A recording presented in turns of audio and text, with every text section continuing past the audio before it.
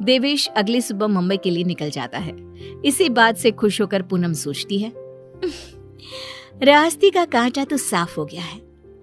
अभी मैं चुपके से मेरे लखन को घर पर भी बुला सकती हूँ। इस अंधी बुढ़िया को तो कानों कान भनक भी नहीं लगेगी। समझ रहे हो? समझ रहे हो आप? समझ रहे हो? पूनम अब रात को चुपके से पीछे के दरवाजे के जरिए लखन को घर पर बुला लेती है। अब जहाँ सास घोड़े बेचकर खर्राटे मारते हुए सो रही होती है, तो वो बहू की बात करने की आवाज सुनकर तुरंत उठकर बैठ जाती है। ये आवाज किसी आदमी की लगती है, शायद बहू के कमरे से आ रही है। लेकिन नहीं, मैं भी कुछ ज्यादा ही दिमाग लगा देती हूँ। देख रही होगी कोई भूत या फिल्म। अब तो पति नहीं है घर में, इसलिए रात भर ऐसे ही करेगी ना।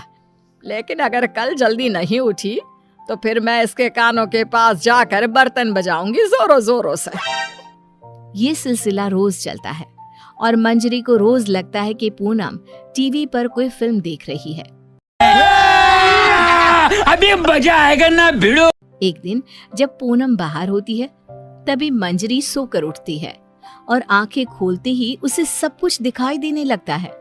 वो अपने आसपास सब कुछ देखकर काफी खुश और आश्चर्यचकित हो जाती है। ये तो गजब हो गया। मेरे आंखों की रोशनी फिर से लौट आई।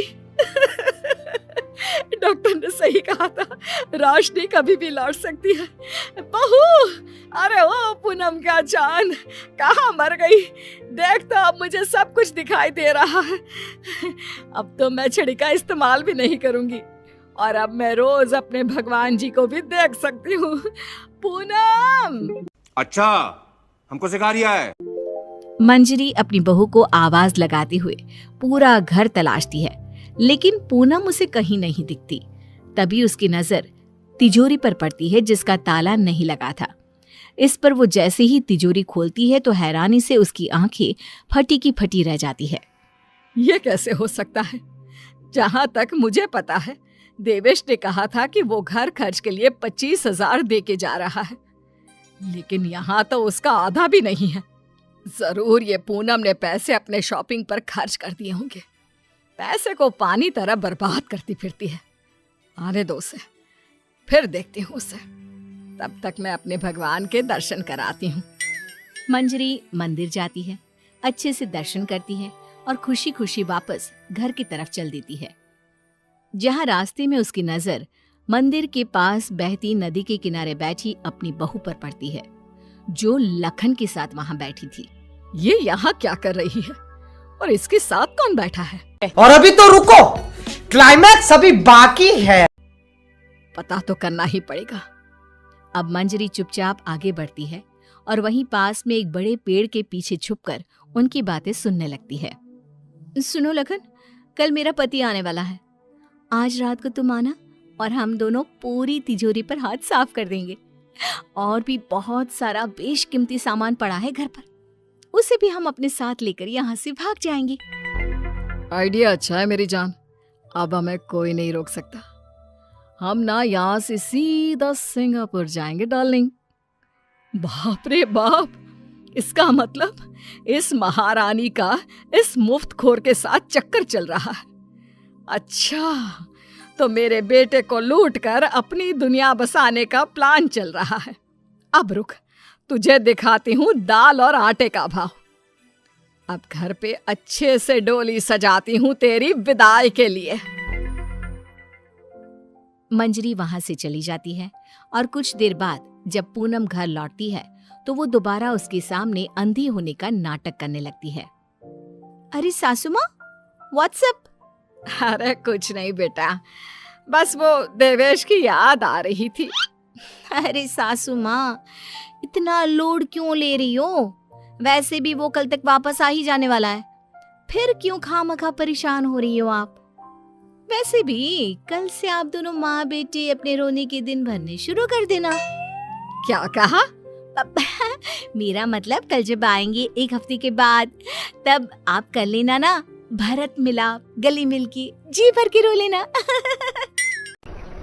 बंद करो, हाथ जोड़ के मैं मैं मोदी साहब से गुजारिश करता हूँ।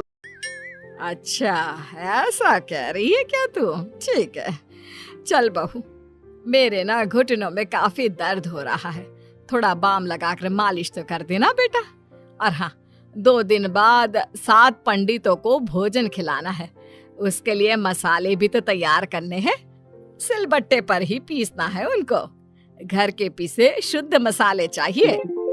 लेकिन सासू माँ, मैंने जो कह दिया सो कह दिया, अब कोई आना कानी ना करना, ठीक है?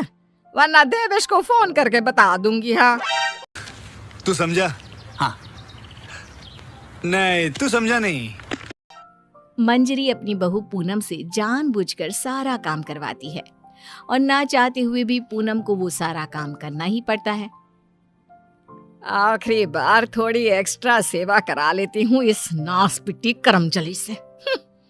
मुझे इतने सालों तक उल्लू बनाया ना, अब इससे एक दिन में कैसे सूखी मिर्ची बनाती हूँ, देखना।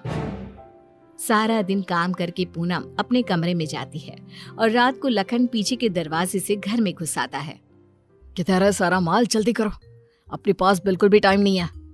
पूनम और लखन मिलकर सामान चुरा ही रहे होते हैं कि तभी वहां पर देवेश और मंजरी आ जाते हैं और उन्हें वहां देखकर पूनम और लखन के पैरों तले जमीन खिसक जाती है। देवेश, देवेश, तुम सासू माँ, आप देख सकती हो? कैसे? तुझे क्या लगा तू हमें इस तरह चूना लगाकर आसानी से बचकर निकल जाएगी?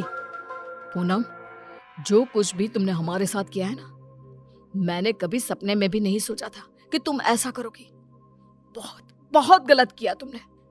और तू लंगूर लखन, तेरी तो ऐसी की तैसी। बचाओ, माफ कर दो भैया, माफ कर दो।